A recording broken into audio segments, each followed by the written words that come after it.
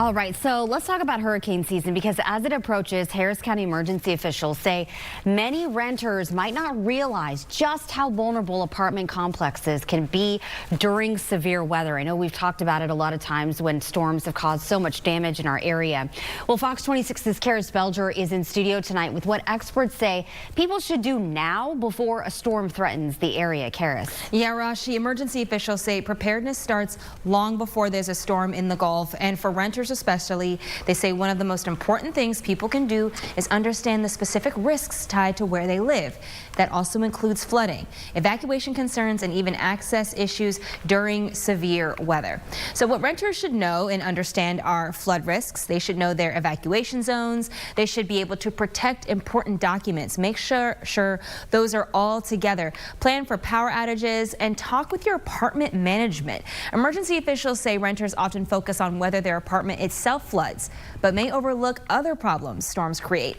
That includes blocked entrances, extended power outages, and losing access to refrigerated medications or food, and that includes for pets as well.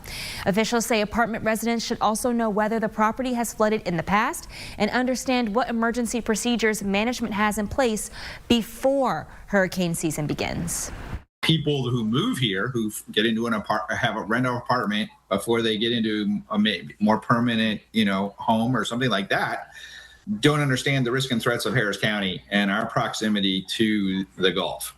So understanding what our risk and threats are based on where you live is important. Now, emergency officials also recommend renters have enough supplies to take care of themselves and their families, and of course their four-legged furry friends for several days if severe weather knocks out power or makes travel extremely difficult. Rashi? And also another thing that when I've been covering storms is making sure that you have all of your prescription medications as well.